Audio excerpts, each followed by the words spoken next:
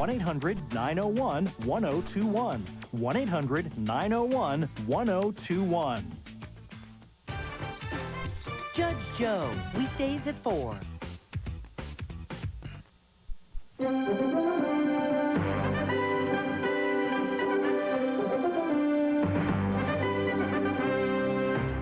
Good morning. It's Monday, December 15th. From CBS News in New York City, I'm Melissa McDermott. Here's what's happening. Insurgents have struck again in Iraq. This morning, at least 2 car bombs have exploded at police stations near or outside Baghdad, killing some 15 people or more and injuring many more. At least 17 people were killed and 33 wounded Sunday when a powerful car bomb exploded at an Iraqi police station west of Baghdad. And the Iraqi capital was rocked after suspected guerrillas blew up a car with a jerry-rigged gasoline bomb. No one was hurt in that attack.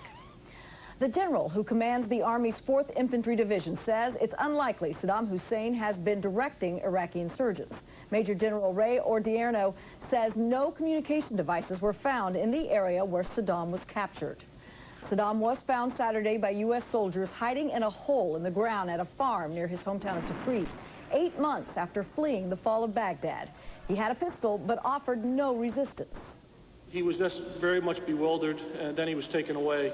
That's really, didn't say hardly anything at all as we first was taken in. Later, though, members of the U.S.-appointed governing council met briefly with Saddam in Baghdad, and they described him as unrepentant and defiant. He tried to justify his crimes, saying that he was a just but firm ruler. Of course, our answer was that he was an unjust ruler responsible for the death of thousands of people. Saddam's capture set off celebrations in the streets of Iraq. Guns fired into the air by revelers in Kirkuk killed 8 people. Many Iraqis say they were stunned that Saddam gave up without a fight. We expected him to commit suicide or resist, said one man. A Dubai-based TV station is reporting Saddam Hussein has been taken to the nearby Gulf state of Qatar. U.S. officials will only say Saddam is in U.S. custody and being questioned at a secure location. President Bush says Saddam will now face the justice he denied his own people. The capture of this man was crucial to the rise of a free Iraq. It marks the end of the road for him and for all who bullied and killed in his name. Officials say Saddam is being interrogated about the fate of other regime officials and about whether Iraq had weapons of mass destruction, and if so, where they're hidden. The Bush administration must decide if Saddam will be handed over to an Iraqi war crimes tribunal set up last week, and whether anyone is entitled to the $25 million reward. Saddam's capture could bolster prospects for former Secretary of State James Baker's mission this week to several European capitals. He's seeking consensus on reducing Iraq's crushing $120 billion debt. Baker's first stop is Paris. Here at home, Saddam's capture is also expected to give President Bush a boost at the polls. Our chief White House correspondent, John Roberts, reports. Saddam Hussein's capture takes off the table what had been an enormous political liability for President Bush. But he still faces many tough questions about his handling of post-war Iraq. In the history of Iraq, a dark and painful era is over. A hopeful day has arrived. The news goes some distance towards silencing those who said President Bush could hardly claim mission accomplished in Iraq while Saddam was still at large. Even the president's most vocal critics couldn't help but applaud. I think the first order of business is to congratulate the United States military, to congratulate the Iraqi people. I'm delighted. I'm excited, as every American is. Delighted and excited, but not willing to give up their criticism of American policy in Iraq. Some suggested with U.S. troops still in harm's way, Saddam's capture marks the perfect time for the U.S. to bring the UN and NATO allies into the rebuilding process. This is still going to be a long, tough struggle, and we need the help of everybody in the world to get it done. Others said it only obscures for a moment an even larger issue, that of Osama bin Laden, who disappeared into the mountains of eastern Afghanistan 2 years ago. There's no connection between Osama bin Laden and Saddam Hussein, and not a single voter has asked me how to find Saddam Hussein, believe it or not. President Bush delivered an optimistic but sober assessment of Saddam's capture, declaring it crucial to the rise of a free Iraq. And while he warned it may not end the violence there, he said it sends a powerful signal to Saddam loyalists who are targeting American troops. For the Ba'athist holdouts largely responsible for the current violence, there will be no return to the corrupt power and privilege they once held. President Bush was also acutely aware of images surrounding yesterday morning's events. Not wanting to offend Muslims, he canceled his scheduled appearance at Sunday services. Sources tell CBS News he didn't want his first comments about Saddam Hussein to be made from out front of a church. John Roberts, CBS News, the White House. Saddam Hussein may be in American custody, but the other most wanted man by the United States, Osama bin Laden, is still at large. Bin Laden is believed to be hiding in the mountains between Afghanistan and Pakistan. Correspondent Randall Pinkston reports. When American bombs destroyed Osama bin Laden's terror training camps in Afghanistan, it's believed he escaped into the rugged mountains near the Pakistan border, still his most likely sanctuary. U.S. troops who searched for months came up empty, in part because they've been unable to find reliable sources willing to talk. The problem with the U.S. effort in Afghanistan and in the northwest frontier province of Pakistan has always been the same: lack of intelligence. In fact, Osama remains a hero for many in the region because he fought against the former Soviet Union and is seen as a religious leader. Osama bin Laden is not hated. Saddam Hussein was hated by probably at least half the population of Iraq. Bin Laden's declaration of jihad, holy war, against the U.S. and his role in the September 11th attack made him one of the world's most wanted men. There's an old poster out west, as I recall, that said, "Wanted, dead or alive." A $25 million bounty on Osama bin Laden has been around more than 2 years, but analysts doubt anyone will ever claim the money. The most important thing is the honor, Quran, and some people say a rifle. But most importantly is a man's honor. They will never give him up. If the U.S. does decide to mount an all-out effort to find Osama, more troops will likely be needed. 130,000 were available to find Saddam. 15,000 are based in Afghanistan, where Osama may be hiding. Randall Pinkston, CBS News, New York. Today in Afghanistan, 500 Afghan delegates are meeting in the capital, Kabul, to begin ratifying the country's new constitution. The Grand Council, or Loya Jirga, comes 2 years after the U.S. drove the Taliban from power in response to the September 11th attacks. Taliban guerrillas have vowed to kill anyone who attends. In neighboring Pakistan, President Pervez Musharraf has narrowly escaped an assassination attempt. Sunday, a bomb exploded on a bridge seconds after Musharraf's motorcade had passed by on a roadway near the airport in Islamabad. Officials suspect hardline Islamic militants. The northeastern states are digging out from their second snowstorm in as many weeks. New York City's Central Park was Christmas card perfect, under 5 inches of snow. And in Times Square, the snowflakes just couldn't hide the breaking news from Iraq. And we have more news for you ahead. You're watching Up to the Minute.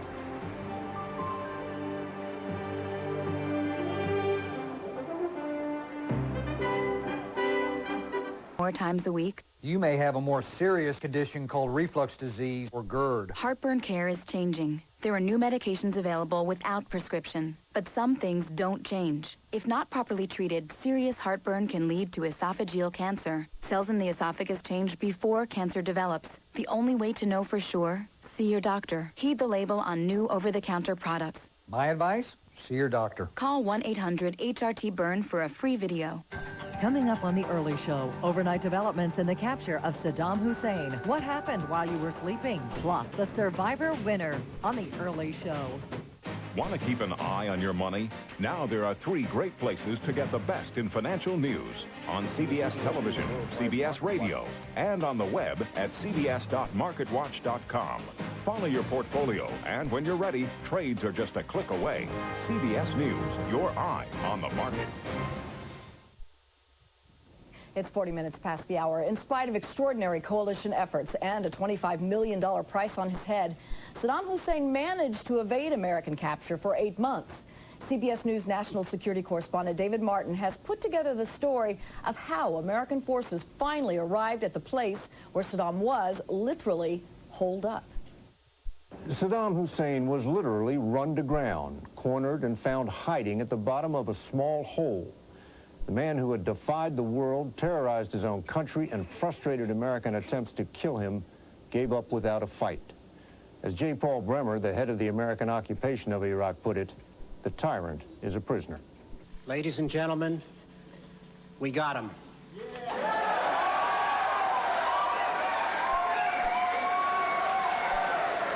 Saddam Hussein was captured Saturday, December 13th at about 8:30 p.m. local in a cellar in the town of Ad-Duar, which is about 15 kilometers south of Tikrit. At the end, he was dirty, disheveled, unshaven, and virtually alone. He was in the bottom of a hole, so there's no way he could fight back, so he was just caught like a rat. General Ray Odierno, commander of the troops who made the capture, said Saddam had a pistol, but didn't use it. Once in custody, the man who wielded power over millions meekly submitted to doctor's orders. Seeming bewildered and disoriented, he looked at General Ricardo Sanchez, the commander of U.S. forces in Iraq, like a man who had reached the end of his tether. He was a tired man, and also, I think, a man resigned to his fate. Guarding against the possibility they had captured a body double, specialists made a positive identification based on a tattoo and old bullet wounds from a long-ago assassination attempt. Other former members of his regime already in custody, like Tariq Aziz, identified him.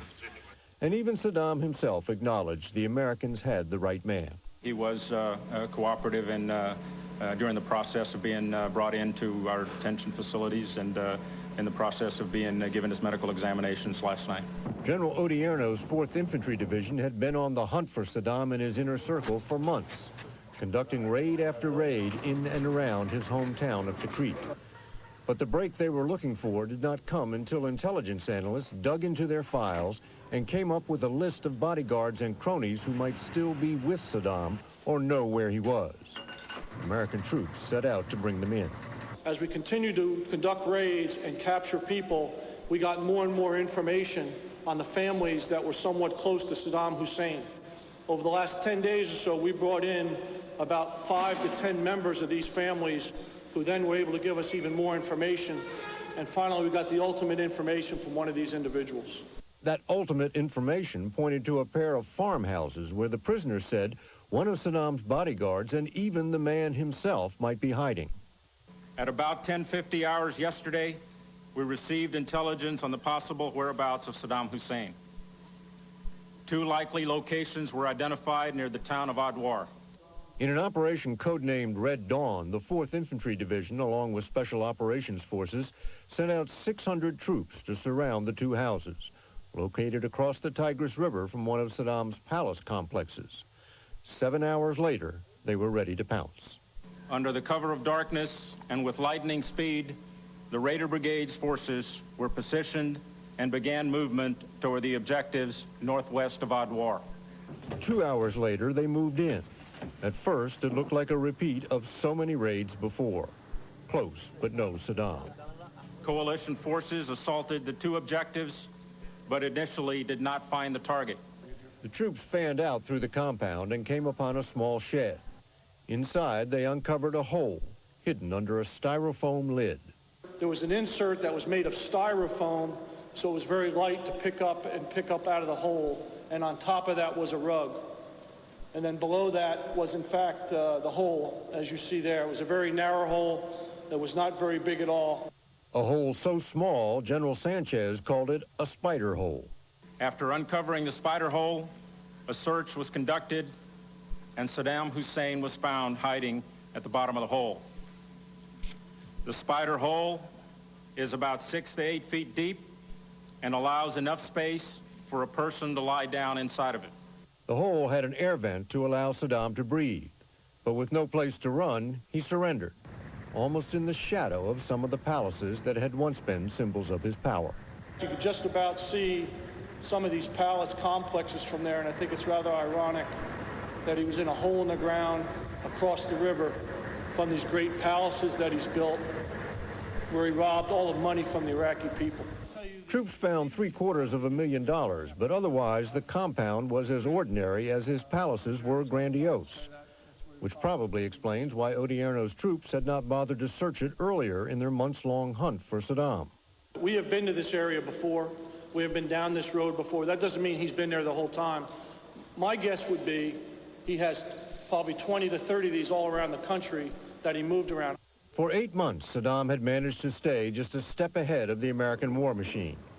On the opening night of the war, the Air Force and Navy bombed a palace complex on the outskirts of Baghdad, where a spy said Saddam was spending the night. When we visited the complex last spring, we found that bombs and cruise missiles had destroyed several buildings, but the main palace had not taken a direct hit. You can believe, at least I can believe, that a person that was in this house could have survived. Oh, yes, sir. Could have survived. Sure. The day after the raid, Saddam showed up on television, as he would several times during the war. As U.S. troops closed in on Baghdad, a B-1 bomber struck a restaurant where he was reported to have been spotted. The target was destroyed, the occupants killed, but the people in the neighborhood said Saddam wasn't there when the bombs hit. He made one last appearance on television. The same day, U.S. Marines were helping Iraqis tear down one of his statues. And then he disappeared, surfacing only in the form of poor-quality audio tapes exhorting the Iraqi people to throw out the American invaders. He made one of those tapes shortly after his 2 sons, Uday and Qusay, were killed last July. Did he know then that when his turn came, he would not fight to the end but surrender? The Iraqi who told the Americans where they could find Uday and Qusay was paid a $30 million reward, $15 million for each, and whisked out of the country. Saddam had a price of $25 million on his head, but no tipster ever came forward, leaving American troops always one step behind their moving target. I've said from the beginning, I believe he moves every 3 to 4 hours and very short notice, and I believe he moved probably to several locations such as this. The U.S. formed a special team of commandos known as Task Force 121, but Saddam traveled with no entourage and never used cell phones, giving up the trappings of power to blend into the landscape. If you see where we found him, he could have been hiding in 100 different places, 1,000 different places like this all around Iraq. And it just takes finding the right person who will give you a good idea where he might be. And that's what happened today, last night. There were several occasions on which officials thought they had missed the man they called the Ace of Spades by just minutes or hours. But they could never be sure, and besides, close didn't count. Even with Saddam in custody, the president knows the war in Iraq is not over. The capture of Saddam Hussein does not mean the end of violence in Iraq. We still face terrorists who would rather go on killing the innocent than accept the rise of liberty in the heart of the Middle East. Such men are a direct threat to the American people, and they will be defeated. But there's no denying his capture is a turning point. As long as Saddam was on the loose, U.S. officials could never say with conviction what can now be said with certainty. We now have final resolution. Saddam Hussein will never return to a position of power from which he can punish, terrorize, intimidate, and exploit the Iraqi people as he did for more than 35 years. The chapter of Iraq's history that was filled with Saddam Hussein's reign of terror is now closed forever. But the questioning of Saddam about his reign of terror is just beginning. He's already undergone his initial interrogation, and officials say he revealed nothing of consequence, sticking to the same story he told before the war. Eventually, officials say he will be turned over to the Iraqis.